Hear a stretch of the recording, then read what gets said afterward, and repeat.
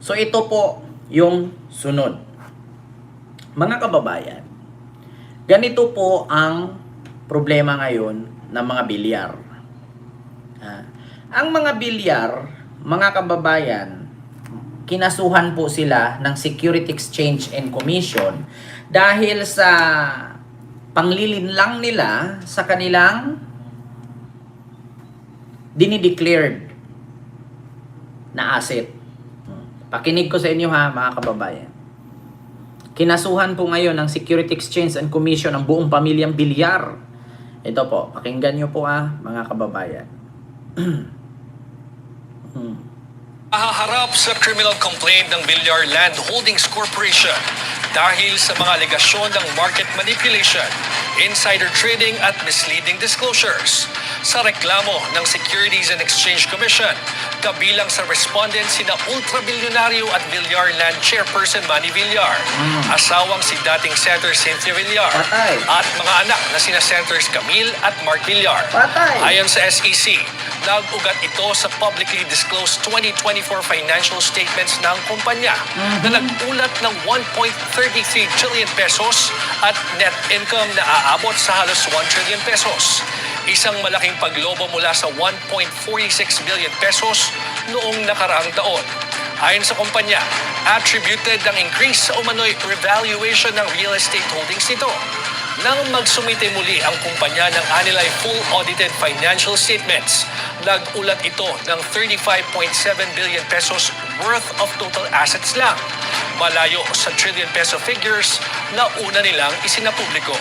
Dagdag ng SEC, may ilan umanong trading transactions ang kumpanya na maaaring insiders lang ang nakinabang. Nanindigan ng komisyon na patuloy nitong babantayan ng umano'y fraudulent at manipulative acts na maaaring mag-mislead sa investing public at sumira sa capital markets. Samantala, wala pang sagot ang nasabing kumpanya o ang pamilya Villar sa kasalukuyan. Kita ninyo? Sa ginawa kasi nila, mga kababayan, ganun. Ano ba ibig sabihin nun, Ken? Ganito yan. Halimbawa ako. Gandang hapon po muna. Halimbawa ako. Meron akong paninda. Halimbawa, mall. Nagtayo ako ng mall. Ngayon, sasabihin ko, mga kababayan, yung mall ko, nagkakahalaga to ng 1 billion pesos.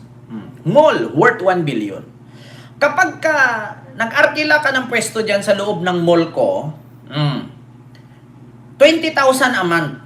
Yung 20,000 na yan, kung nag-consume ka ng 5,000 na kuryente, 2,500 lang ang babayaran mo. Yung 2,500 sagot ko na. Ha? So ngayon, mga kababayan, yung mga kalaban kong mall, mahihirapan sila kumuha ng tenant. Bakit? Sino pang kukuha ng tenant na kalaban ko na mall? Sino pang kukuha ng pwesto doon sa mall niya? Kung yung 5,000 niyang kuryente, ay hindi naman niya kinuha yung kalahati, pinabayaran niyang buo sa tenant niya. So ngayon, kung ikaw mangungupahan ng pwesto, saan ka mangungupa? Doon sa kalaban kong mall or yung doon sa akin? Ha? Malamang dito ka sa akin. Bakit? Sa 5,000 consume mong kuryente, 2,500 lang ang bayaran mo, ako na ang sagot ng kalahati. Pero, in the end of the month, nang bayaran na, walang nangyaring ganun. Bakit? Kasi, ganito ang mangyari. Naalala nyo sa mga mall, ang damit na katatak, 2,500 na lang. Pero, mga kababayan, tapos, nakalagay 2,500, 50% off. Magkano ang kalahati ng 2,500? 1 to 50. So, 2,500, 1 to 50, bayaran mo ngayon buo, 1 to 50, kasi 50% off. Pero pag tinanggal mo yung tag nun, yung loob, 1 to 50 lang talaga. Di walang lugi. Nag-sale pa, di umano. Ganon ang mangyari sa kuryente. Sige, gawin nating matalino sa business. Ngayon, wala nang mag-aarkila sa mga kalaban kong mall. Kasi bakit? Sa akin kasi pag mag-arkila ka, yung 2,500 na konsumong kuryente o 5,000, 2,500 lang eh. Pero mga kababayan, wala akong babayaran dun. Mahuhulog 5,000 pa rin ang babayaran ng mga tenant ko. Kasi bakit? Sa kuryente, 2,500 lang bayaran niya. Pero sa tubig, doon ko idadagdag. Yung tubig niya Ha? Tapos yung mga, may tinatawag na monthly, ano yan eh, tawag doon yung expenses para sa mga maintenance, doon ko yan babawiin. Kaya, dinaan ko sila sa panluloko, pero binayaran pa rin nilang buo. Ganyan yan mga kababayan. So, ganyan ang nangyari kila Bilyar. Ma'am Maria F. Palisok, hello po. Na kunwari, magtayo ka ngayon, no? Ito, ganito kalaki ang aming asset. So, maiinganyo lahat ngayon. Yung mga consumer, yung mga mag-i-invest, no? Maiinganyo yun kasi bakit? Ganun kagaling. Ganun ka, oh. Halimbawa, bibili ka ng house and lot. House and lot. Ang sasabihin mo dyan, ang house and lot ko, 2.5 million lang. Pero yung kalaban ko, tag 3 million. Oh. Pag nangutang ka dito in-house, mag-down ka lang ng 1/4 sa 2.5. 1/4. 2.5. Walang interest. Walang interest yung bahay. Yung natirang 2 million, yun na yung bayaran mo, i-divide mo kung ilang years gusto mong bayaran. Dinivide mo na, ilang years. Siyempre, walang interest yun. 2.5, nag-down ka ng 500,000, yung 2 million, yun na yung hulugan mo monthly kung ilang years yun. Halimbawa, sabihin natin 2 million in 10 years. So, i-divide mo yung 2 million kung magkano per month. Pero, ang sabi, walang interes kasi 2.5, nag-down ka ng 5, 2 million na lang, bayaran mo, putol-putol kada buwan. Pero, doon ka nila titirahin sa yung monthly, yung mga losses. May mga loss yan eh. Dito sa lugar ko, hindi ko na sabihin na kung saan to, pero grabe ang losses dito. Yung tubig namin, 45 pesos per cubic. Tapos magugulat ka, may 1,000 loss. Sabi ko, para saan yung 1,000? Kada buwan may 1,000. Kung mag-consume ka ng 3,000 pesos, putang ina, magiging 4. Kasi may 1,000 automatic. So yung tubo mo, na wala daw dun sa 2.5, doon kinuha sa loss. So, i-divide mo yung 1,000 per month in 10 years. Putang ina, doon na kinuha yung tubo mo. Yung interest doon sa 2.5, doon na kinuha sa losses. Biruin mo, 12,000 sa isang taon. 10 years yun. Putang ina, di yun na yung tubo mo doon sa losses.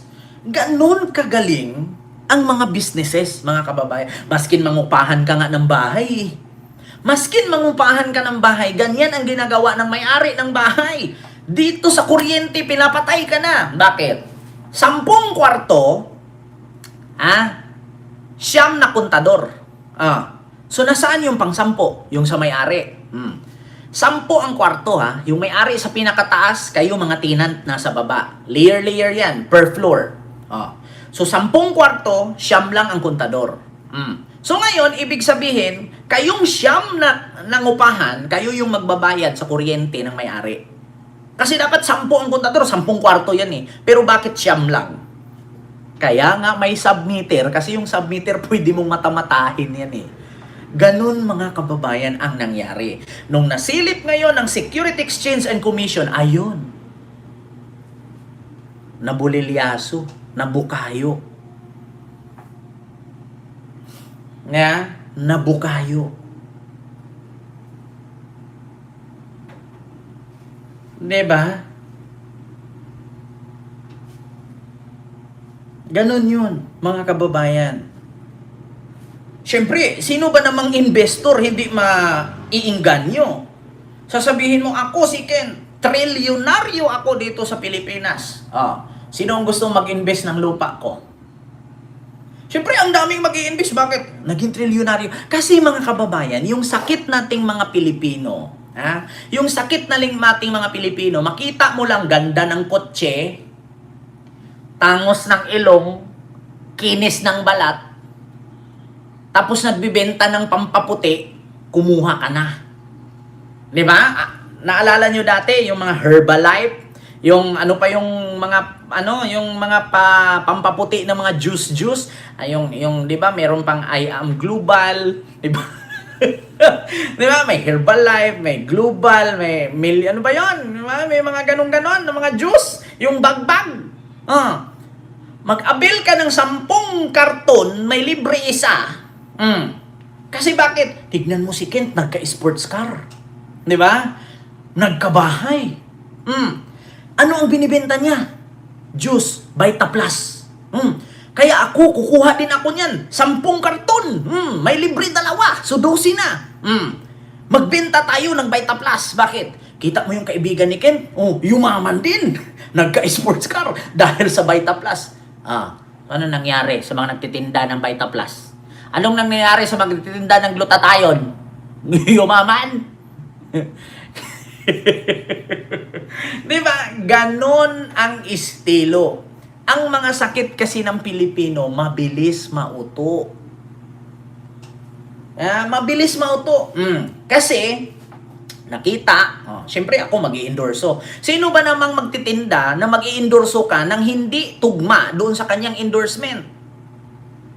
Di ba? Sino ba namang nag-i-endorse na, wag kang bumili ng pampaputi ko kasi hindi ka puputi. Malamang sasabihin, ito si Kent, bumili ka ng pampaputi niya. Bakit? Kasi maputi siya, makinis siya. Bumili ka na. So ikaw naman, na mabilis mauto, bumili ka rin. Putang ina, naubusan nga, nakaubos ka na ng 10,000, hindi ka pa rin pumuti. Tapos bumalik ka, binalikan mo si Kent. Bakit ma'am?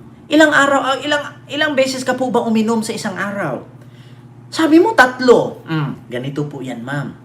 Hindi porket uminom ka, puputi ka. Maligo ka rin. Tapos mag-brush ka ng gamit mo nitbag sa katawan para matanggal yung libag. So ngayon, ikaw naman si tanga na, nakinig ka ulit, bumili ka na another 10,000 na pampaputi. Naligo, nag-nitbag. Naligo, nag-nitbag. Uminom. Naligo, nag-nitbag. Uminom. Nasugat na ang balat. Ngayon, eto na. Bumalik ulit kay Kent. Kent, nagka-rashes ako, nagkanana yung balat ko kasi sabi mo maligo, magnitbag, uminom. Ma'am, ang sabi ko sa'yo, 3 beses isang araw, pero hindi ko sinabi na tuklapin mo yung balat mo dahil sa nitbag. So, ang sasabihin ko ngayon, ma'am, ang ma-advise ko lang sa'yo, itigil mo na po yan, magpa-doktor ka. Di na doble problema mo. Pero ako kumita. Kasi sasabihin ko lang naman yan, hindi ko po yung kasalanan. Kasi ang gamot ko iniinom, hindi kinukuskus. Di ba? Ganun yan, mga kababayan. Kaya sa totoo lang, naging milyonaryo, naging bilyonaryo sila dahil sa panluloko. Bukod dyan, mga kababayan, biruin mo ito. Isa pa yan. Yung lupa nila, di ba may house in lot sila. Ngayon, yung isa sa kanilang buyer, nagtaka. Bakit mayroong covered court sa loob ng private subdivision nila ng mga bilyar na hindi naman yan public land? Private subdivision tapos may project ang DPWH sa loob covered court? Ito, mga kababayan. Kita nyo, sa totoo lang mga kababayan, ito. Pakinggan nyo Inireklamo ngayon ang construction ng isang multipurpose building sa loob ng isang exclusive subdivision sa Imus, Cavite. Tanong ng complainant, bakit may DPWH project sa loob ng isang private village? Ang detalye sa exclusive Agenda Weekend Report ni Ian Maghanoy. Kita ninyo? 2010 nang magsimulang manirahan si Zaldi, hindi niya tunay na pangalan, sa isang exclusive subdivision sa barangay Bukandala 4, Imus, Cavite. Sa Camila Kwento po ni yan, Zaldi sa Billionario News Channel. Sa Camela po yun, mga kababayan. Camela. Ng kanyang pamilya ang manirahan dito para sa kanilang seguridad at peace of mind. Sa tagal ng kanyang paninirahan dito, tila ipinagtataka raw niya ang biglang pagsulpot ng itinatayong multipurpose building malapit sa kanilang bahay. Ang construction nito ay patuloy na isinasagawa sa ilalim ng inisyatiba ng Department of Public Works and Highways sa ilalim ng kontratistang Omnicon Builders. May budget itong nagkakahalaga ng 6.9 million pesos na siyang sinimulang itayo noong 2024. Bagay na formal na idinulog ni Zaldi sa LGU para sa karampatang aksyon. Ang tanong ng complainant, paanong nangyaring may construction ng public works project sa loob ng isang private village? Nagtataka lang din po ako kung bakit mayroon isang national project sa loob ng isang privado pang subdivision na hindi pa na-turnover sa LGU at hindi pa rin nadodonate itong lugar ng subdivision na ito. Kontrolado po pa ito. Kita ninyo? Paano nagkaroon ng project ng DPWH multipurpose building sa loob ng Camela Homes?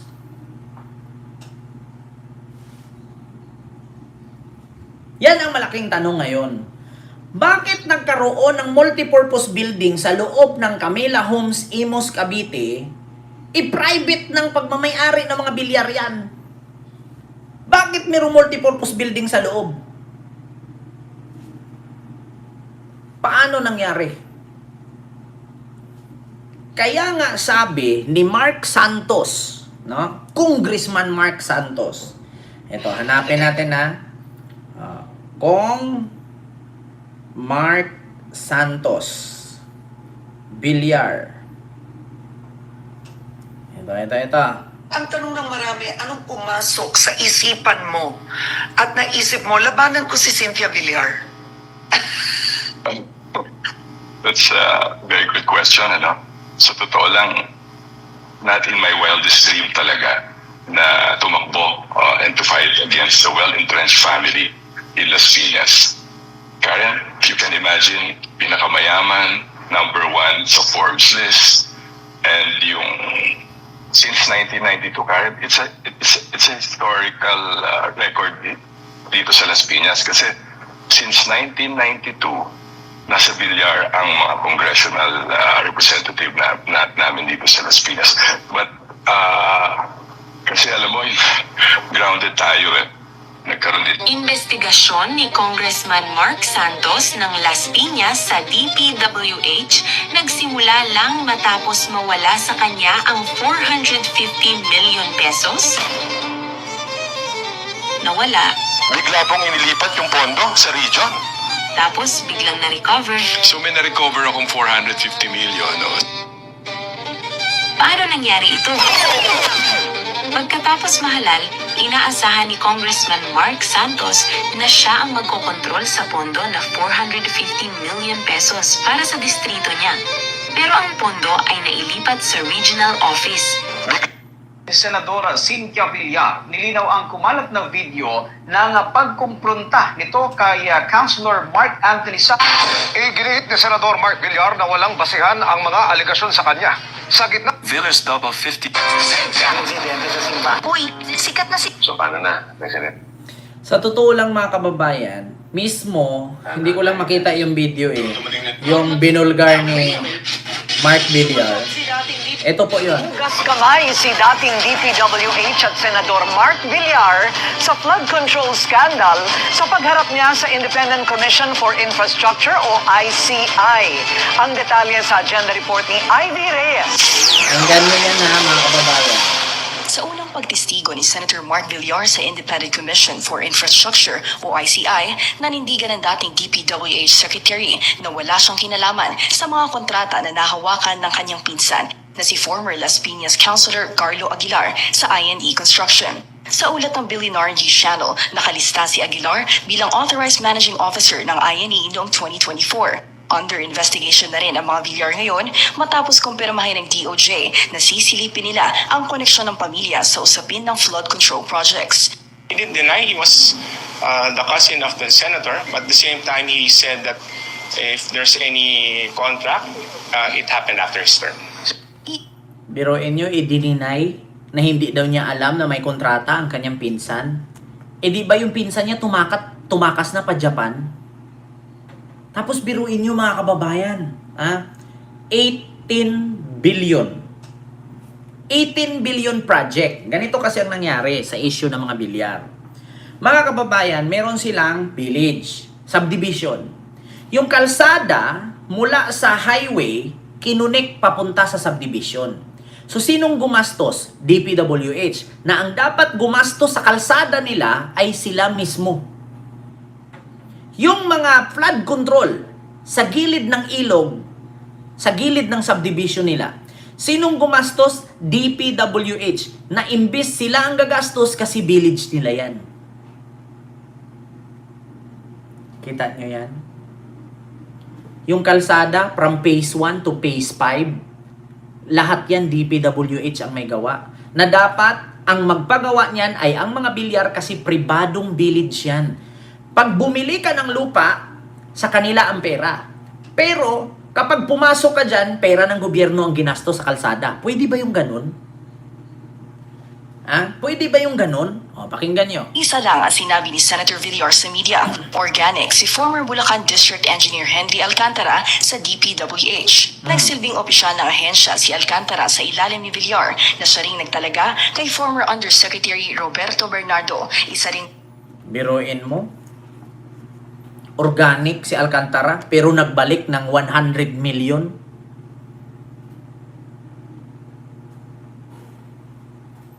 Kita nyo yan? Gagawa ka ng village. Yung kalsada mo from phase 1 to phase 5, pera ng taong bayan. Tapos pag may bumili doon, pera lang ninyo napunta. Hindi doon sa taong bayan. Paano nangyari yun? Di ba? Magpapagawa ka ng kalsada. Ito highway. Ayan. Itong buong street na yan, highway yan. Dito yung village mo papasok. So bakit ang gobyerno pa ang magagawa ng kalsada papasok sa village mo, ipagmamay-ari mo yung property na yan? So kung gobyerno pa ang gagasto sa kalsada na yan, edi sana may share ang gobyerno dyan. Pero kapag may bumili, declared sa kanila. Walang nakukuha ang gobyerno. Pero yung kalsada, sa gobyerno ang pondo. Ganon po sila, mga kababayan. Kaya nabubuko sila eh. Diba? Sabi nga ni Mark Santos, no, Congressman Mark Santos, na mahirap. Ang tanong ng marami, anong Investigasyon? Marco, kakapasok lamang nung Saan ba si Mark Santos ito? Mark Santos to Villar. Ang tanong ng marami, anong pumasok? Paano mo naman iisipin na pinakamayamang, di ba, pamilya, 2 senador, 1 congresswoman, babanggain mo, di ba? O in layman's term, di ba, babanggain mo ba sila? Pero siguro, providential na rin to. Yung metaphor nga na David up against Goliath, di ba? O, baka magkatotoo, Attorney Karen. So now, let's see, hindi ka manalo sa seat mo in Congress. Hindi ka ba natatakot na taga Las Piñas ka and then you'll have Senator Cynthia? Baka balikan ka. Actually, wala naman akong kasalanan sa kanila. It's just the issues. I have no personal qualms over that. And alam ko kasi pag tama ka, paglalaban mo eh. Hindi ka naman dapat matakot eh. And dapat, hindi lang naman sa Las Piñas yan. Dapat sa buong bansa, ganyan na din dapat ang mentality natin. Na hindi naman, pag tama ka, paglalaban mo, di ba? Di ba? Kaya nanalo siya. Paano mo naman ikalimutan? Formal na kinasuhan ni Las Piñas Councilor Mark Anthony Santos. Higit 18 bilyong piso na kontrata na nakuha umano ng kumpanya na may koneksyon kay dating DPWH Secretary at ngayon Senador Mark Villar ang naisiwalat. Na-award umano ang bulto ng proyekto kung hindi sa baluarte nila sa Las Piñas ay sa malaking bahagi naman ng Calabar Zone. Narito ang exclusive agenda report ni Joash Malimban.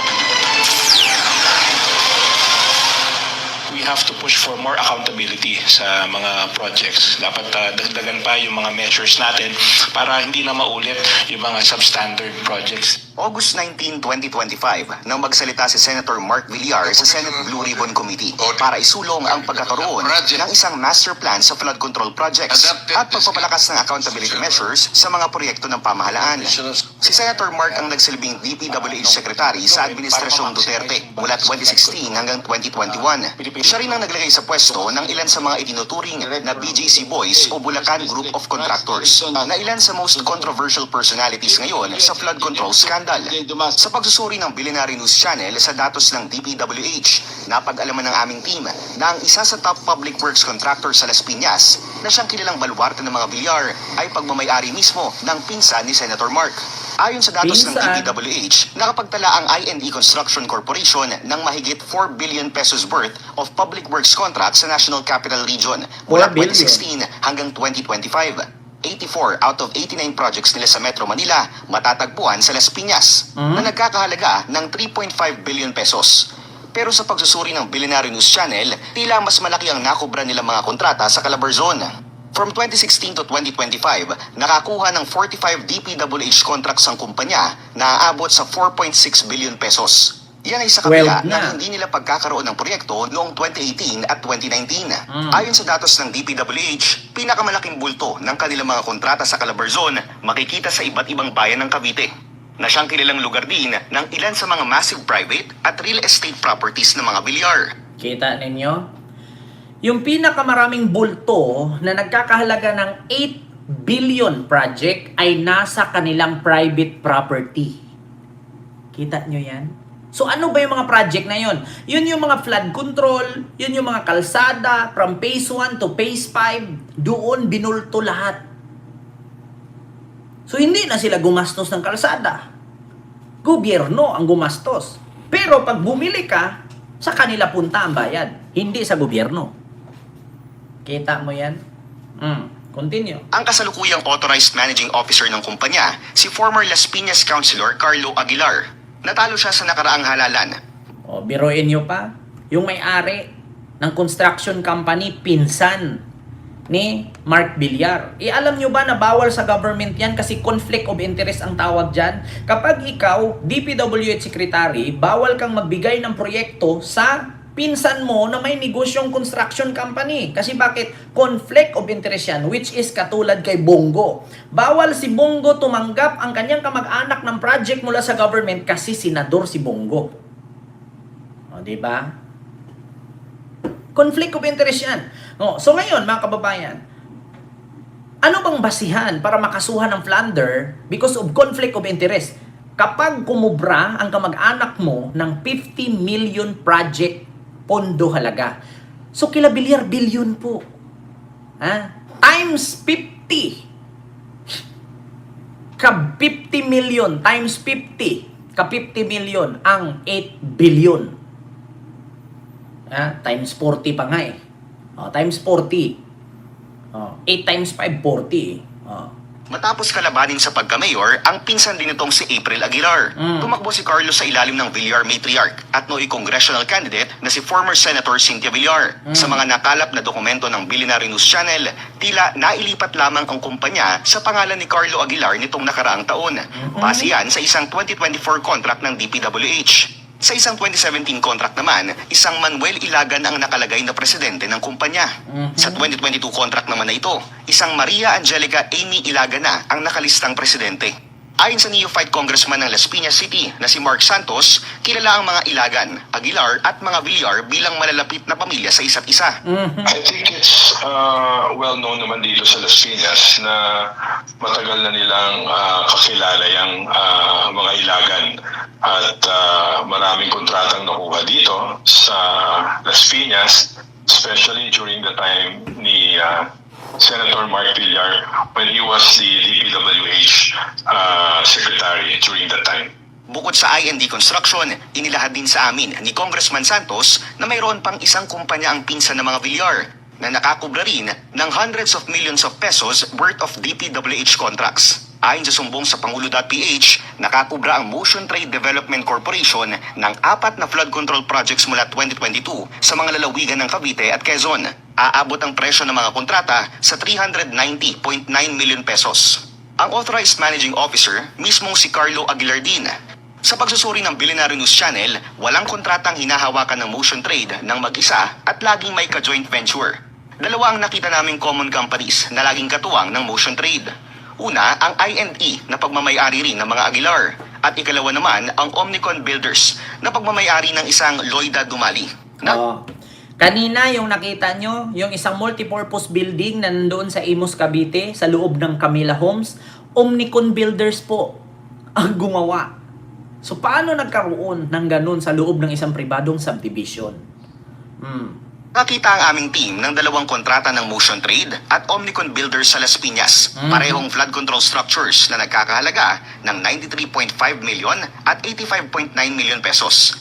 Ayon kay Congressman Santos, mayroong 4 na contractor sa Las Piñas na nakakuha ng pinakamalalaking bulto ng mga kontrata ng DPWH. Kabilang dyan ang dalawang kumpanyang pagmamayari ni Aguilar at ang Omnicon Builders. Sinuri rin ng aming team ang Omnicon Builders at napag-alaman namin na halos lahat ng kontratang hawak nito matatagpuan lang din sa Las Piñas at Cavite. Kita ninyo?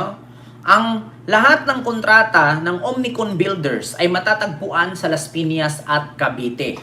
No? Na which is kanina, isa yun sa nireklamo ng isang owners ng Camila Home sa Imus, Cavite, bakit mayroong multipurpose building na gawa ng Omnicon Builders sa loob ng private subdivision. So, paano nangyari yun? Private subdivision tapos may project ng DPWH? Continue. Babasayan ng sumbong sa Pangulo website, nakakubra ang kumpanya ng 21 flood control projects mula 2022 na nagkakahalaga ng 1.3 billion pesos. 19 matatagpuan sa Cavite, 2 sa Las Piñas City at 1 naman sa Batangas. Sa mas malalim na pagsisiyasat ng Billionaire News Channel, napag-alaman ng aming team na tila konektado rin sa isa pang pamilyang malapit din sa mga Villar ang nagmamay-ari ng kumpanya na si Loida Dumali. 2014 nang umattend si Dumali sa mismong birthday celebration ni late Cavite Governor Ayong Maliksi. Ang anak nito na si incumbent Imus City Mayor Emmanuel Maliksi makikita naman sa isang picture kasama rin si Dumali noong 2018 sa isang restaurant sa Imus. Sa pagsisiyasat ng aming team, napag-alaman namin na mismong ang oath-taking ng One Imus Legacy Team ni Mayor Maliksi noong 2019 isinagawa sa isang kilalang hotel kasama mismo si nooy Senator-elect Cynthia Villar.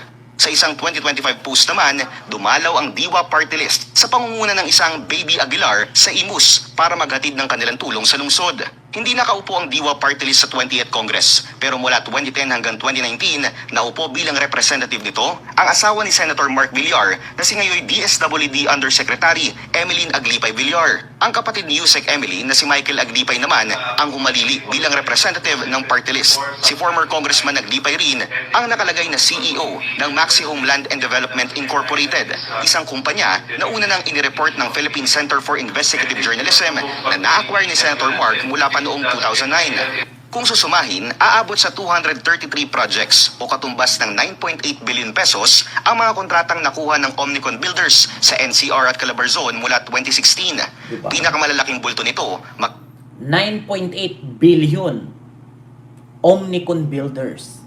Nakikita sa Cavite at Las Piñas. Ayon sa datos ng DPWH, biglang lobo ang mga kontratang nahawakan ng Omnicon sa Calabarzon mula 2021. From 356 million noong 2020, naging 887 million pesos ito sa sumunod na taon.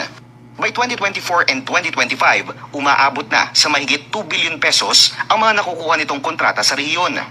Kung pagbabasihan ng mga datos na nakuha ng BNC, aabot sa at least 367 contracts from 2016 o katumbas ng 18.5 billion pesos.